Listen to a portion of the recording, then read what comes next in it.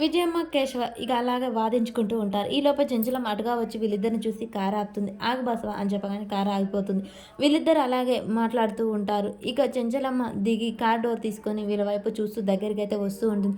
చూడండి విజయమ్మ గారు, ఎన్నిసార్లు చెప్పినా నాకు తెలియదు అనే చెప్తాను. నాకు మీ నాన్నగారు ఏం చెప్పలేదు అని చెప్పేసి కేశవ మాట్లాడుతూ ఉంటాడు. చెంచలమ్మ వీళ్ళిద్దరిని చూసి దగ్గరగా అయితే వస్తూ ఉంటుంది. ఇక కారులో సత్యవతిని చూపిస్తూ ఉంటారు. లేదు మా నాన్నగారు చెప్పిన విషయం నీకు ఖచ్చితంగా తెలుసు. ఈ విషయానికి సంబంధించింది నేను నమ్మాలంటే ఆ దేవుడి మీద కానీ నీ భార్య మీద కానీ ఒట్టేసి చెప్పాలి. నాకు ప్రమాణం చేయండి అని చెప్పేసి విజయం అంటూ ఉంటుంది. చెంచలమ్మ దగ్గరికి రాబోతూ ఉంటుంది. చూడండి, మీకు అవసరం అని నాకు అనవసరం.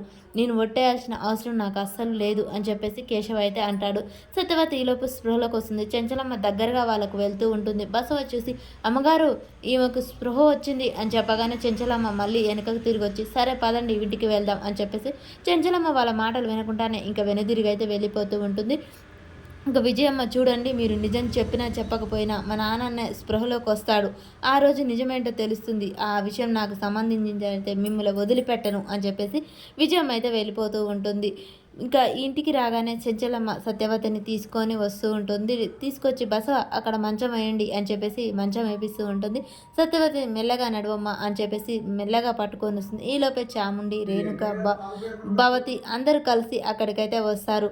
ఇక మంచం మీద కూర్చోబెట్టి బసవ వెళ్ళి తాగడానికి మంచినీళ్ళు తీసుకురా అని చెప్తూ ఉంటుంది. అమ్మ ఇప్పుడు పర్వాలేదు, బాగానే ఉంది, నేను వెళ్ళిపోతాను అనగానే ఎక్కడికి వెళ్ళేది, నీకు చాలా నీరసంగా ఉంది, ఎండ దెబ్బ తగిలింది కాబట్టి ఇక్కడే ఉండు, నీరసం తగ్గాక వెళ్దు కానీ అని చెప్పేసి అలా కూర్చోబెట్టగానే వదినా ఎవరిమే అని చెప్పేసి భవతి అడుగుతూ ఉంటుంది. మేము వచ్చే దారిలో స్పృహ కోల్పోయి పడింది, అందుకే ఇంటికి తీసుకొచ్చాను అనగానే ఆహా అలాగా అని చెప్పేసి అనగానే బసవ అయితే మంచినీళ్ళు తీసుకొని వస్తాడు. ఇదిగో అమ్మ ఈ మంచినీళ్ళు తాగు అంటూ ఉండగానే ఇక చంటి అయితే అక్కడికి వస్తూ ఉంటాడు.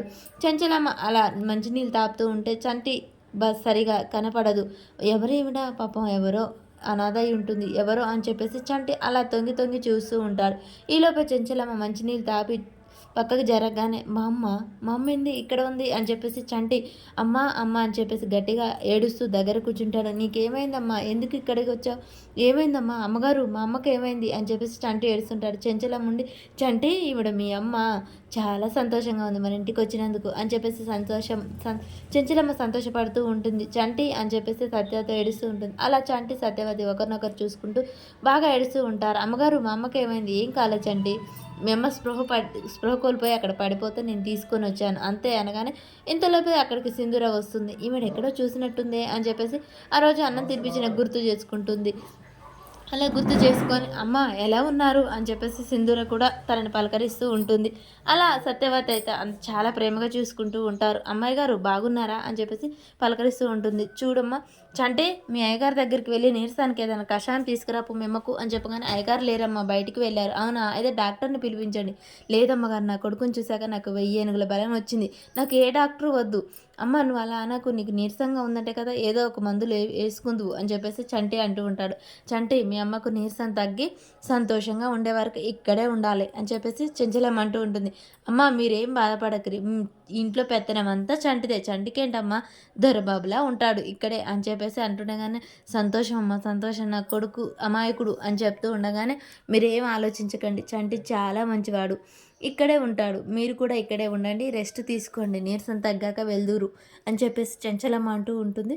సరే అని ఇంకా చెంచలమ్మ అక్కడి నుంచి వెళ్ళిపోతూ ఉంటుంది. ఇక రేణుక భవతి చాముండి అలాగే షాక్ అయి చూస్తూ ఉంటారు. రామ్మ లోనికి వెళ్దాం అని చెప్పేసి చంటి తీసుకొని వెళ్తూ ఉంటాడు. ఇదేంటి, చంటిగాంతో పాటు వాళ్ళ అమ్మ కూడా ఇక్కడే ఉంటుందా అని చాముండి రేణుక భవతి గుసగుసలాడుతూ ఉంటారు. చంటిగాడు ఉండటమే ఎక్కువ అనుకుంటుంటే ఇక ఈమె కూడా ఇక్కడనే ఉంటుంది. ఇదే అంటారు, అయిన వాళ్ళకి ఆకుల్లో పెట్టి కానోళ్ళకి కంచం. ఇక మనకేం విలువ ఉంటుంది, ఆ చంటిగాడే వచ్చి విలువ లేకుండా చేస్తాడు. ఇక వీళ్ళ అమ్మ కూడా ఇక్కడ సెటిల్ అయితే మనకి ఏ పని ఉండదు, మనకి విలువే ఉండదు అని చెప్పేసి అయితే భవతి రేణుక చాముండి అప్పుడే గుసగుసలాడుతూ ఉంటారు.